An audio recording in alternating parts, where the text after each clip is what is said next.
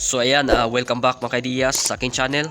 So sa video na to, isa namang tips ang ituturo ko sa inyo kung paano mag-install ng LED headlight, mini driving light gamit ang isang relay.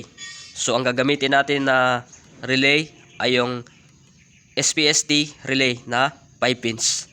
So meron din mga relay na naka 4 pins lamang. So wala na itong isang 87. At meron ding relay na SPDT relay.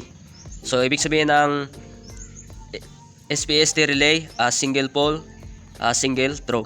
So yung isa namang relay na SPDT relay ay yung single pole, double throw.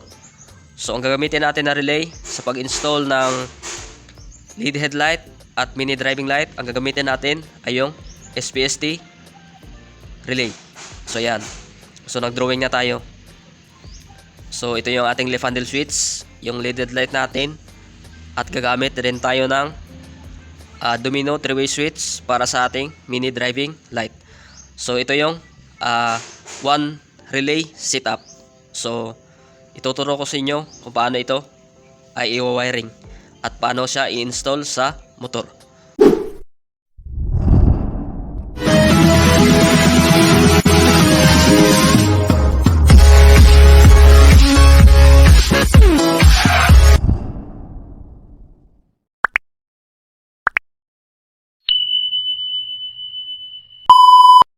So yan, umpisa na natin. I-explain natin muna yung dito sa SPST relay. So sa SPST relay, yung number symbols dito, yung number 30, ito yung kanyang common or supply. Yung 85 at 86, ito yung trigger. So kahit saan natin ilagay yung negative at positive dito sa number 85 at 86. So walang problema kung baliktaran yung negative at positive. At meron din siyang dalawang 87. So ang ginamit natin dito ay 5 pins. So meron din na relay na SPST na 4 pins lang. So isa lang yung kanyang 87. So ang 87 na to, ito yung kanyang output. So pag na-trigger ng 85 at 86 itong number 30, so dito lalabas yung kanyang connection, yung kanyang supply. Ayan. So ito yung tinatawag na single pole, single throw. So ayan, ito yung battery natin. So lalagay din tayo ng fuse, yung left handle switch, yung LED headlight natin, yung domino switch at mini driving light. So umpisahan natin dito sa battery. So yung connection sa negative at positive, yung sa positive ng battery, lagyan natin ng fuse kasi i-connect natin dito sa ating source o yung ating supply sa number 30. So bago pupunta sa number 30, so depende na sa inyo kung lagyan nyo ng fuse. Pero para sa akin, lagyan ko ng fuse para for safety. So yan. So pag maglagay kayo ng fuse, dapat banda sa battery, huwag malapit ito. So dito nyo ilagay yung fuse banda sa inyong battery. So ang ilagay nyo na fuse 10 amperes o 15 amps. Ayan. Connect muna natin.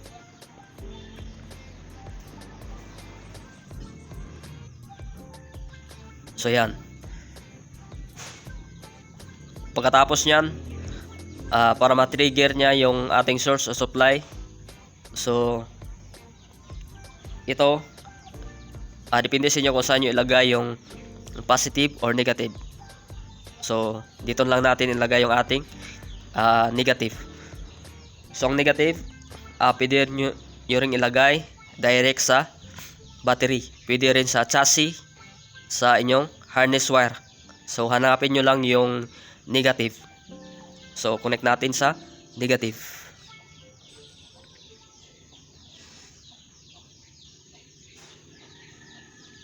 Ayan. Ayan yung ating 86. So dito naman sa ating 85, so connect natin ito sa accessories wire, yung sa ating ACC source. So pag ng susian,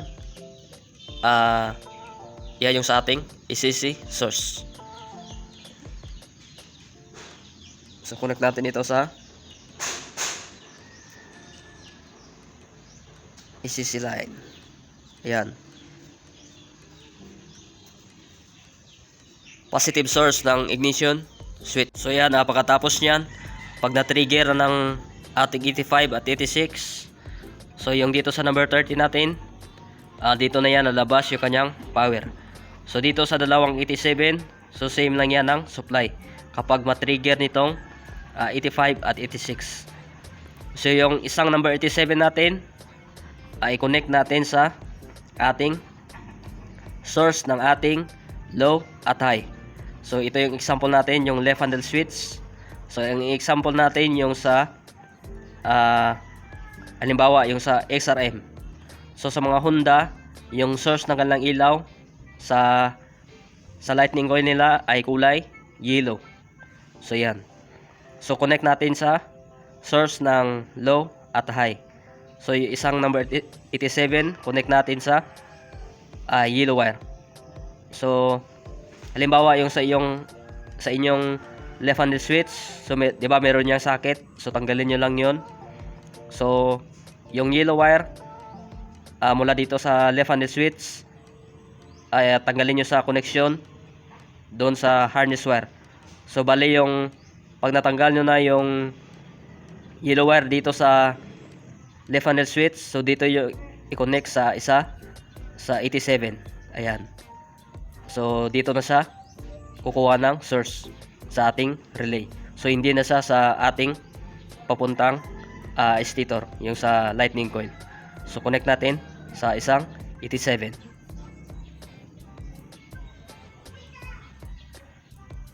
Ayan, na-connect na natin. So bali ito yung sa wire ng ating low at high. So connection yan dito sa ating lead headlight. So connect natin.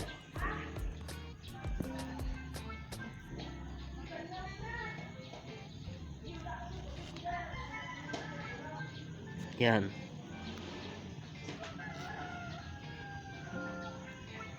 So yan yung kanyang connection. Parang wala ng ink So yan. So yan, pag na-supplyan niya na yung 87 natin, yung sa supply ng ating low at high, so dito na yan. Pag low at high mo yan, so dito yan ang kanyang connection sa ating lead light. So bali sa ating lead light, so mayroong mga lead light na naka apat yung kanilang wires. So ito lang i-example natin, yung tatlong wire. So isang connection yan ay naka connect sa negative. So pag makikita nyo itong sign na to, ibig sabihin nito ay negative sign. So either naka-connect sa dito sa ground ng left handed switch o sa ating harness wire. So yan yung kanyang connection. So next naman, so naka-connect na tayo sa ating lead headlight sa isang number ng 87 ng relay. So next naman natin yung isang 87 ng relay. So i-connect naman natin sa ating domino switch. So sa ating domino switch, meron niyang tatlong wire. So meron siyang common at meron din siyang low at high. So same sila ng dito sa ating left handed switch. Ayan, meron siyang low at high. So meron siyang supply. So itong supply ng ating 87, i-connect natin sa common ng ating domino 3-way switch. Ayan, connect natin.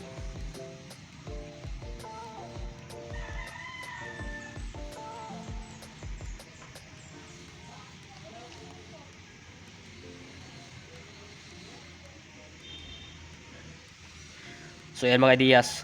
So kung magtanong kayo mga ideas, same na ba ito ng supply, ng dalawang 87? So same lang yan sila mga ideas. Pag matrigger nitong 85 at 86. Ayan. So same lang yan sila ng supply. So ang isang 87, connect natin dito sa common ng ating domino switch. So pagkatapos niyan, yung ating domino switch, meron na siyang supply. So itong dalawang wire na to, yung sa ating low at high, i-connect rin natin sa ating mini driving light, yung sa ating low at high. So itong dalawang na terminal na to, yung dalawang wire niya, yung sa domino switch, connect natin sa dalawang wire ng low at high ng mini driving light. Ayan, connect natin.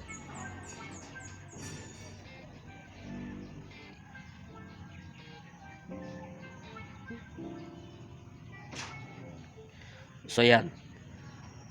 At sa ating mini driving light, meron din yung sa isang wire niya, ang connection niya ay sa negative.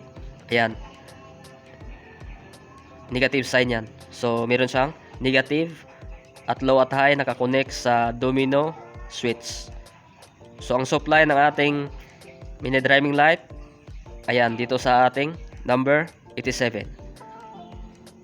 So ayan. So ganyan mga kaidiyas. So basic na basic lang ito. Gamit ang isang relay. So 5 pins is PST relay. So ito yung gagamitin nyo na relay. Ito yung setup natin mga kaidiyas. Kapag mag-install kayo ng LED headlight at mini driving light. So pero dapat mga kaidiyas, kapag magkabit na kayo ng LED light sa inyong mga motor, pag halimbawa naka half wave pa yung motor nyo, gaya ng XRM, yung sa mga naka half wave, much better mga kaidiyas, i-full wave nyo muna yung inyong motor para okay sa mga kaidiyas. Kasi kapag naka half wave yung motor nyo, may tendency na madaling malubat ang inyong battery. Ayan. So ayan yung setup ng ating kung paano mag-install ng LED headlight at mini driving light gamit ang isang relay, yung 5 pins SPST relay. So yan yung kanyang setup. Ayan, yung dito sa ating 30, ayan, pag ma-trigger na ng 85 at 86, so yung supply natin dito na siya, ito na yung kanyang output. So yung isang 87 lagay natin sa source ng ating low at high. Ayan, papunta na yan dito. So yan mga kaidiyas. So ngayon mga kaidiyas, pwede rin kayong maglagay ng on-off switch. Ayan, pwede kayong maglagay ng on-off switch dito. Ayan, dito. Pero dapat yung gamitin nyo na switch, dapat yung matibay, hindi yung mumurahin. At pag gagamitin kayo ng another pang switch para sa mini driving light, masuggest ko sa inyo domino switch ang gagamitin nyo kasi matibay siya. At meron din mga 3-way switch na matibay. So kasi subok ko na itong domino switch, marami ako na-install nito. Ito yung ginamit namin, matibay siya. Gaya nung in-install ko sa yung sa Sniper 150, at meron pa akong mga na-install sa XR. So yung ibang 3-way switch na matibay. So ayan. So pwede kayo maglagay ng switch dito. Yung sa ating trigger, pwede nyo lagyan ito. Ayan. Depende niya sa inyo kung maglagay kayo ng switch o hindi na. So halimbawa, ito yung paa ng ating switch, yung isang on-off switch. Yan, on-off switch ito. Halimbawa lang, yung isang paa nya i-connect mo dito. Ayan. At yung isang paa nya dito i-connect mo sa accessories wire. Ayan, lagay mo dito. So ganyan lang mga kaidiyas kung gusto nyong lagyan ng on-off switch. So yan, hanggang dito na ating video kung paano mag-install ng LED headlight at mini driving light gamit ang SPST relay na 5 pins. So 1 relay setup.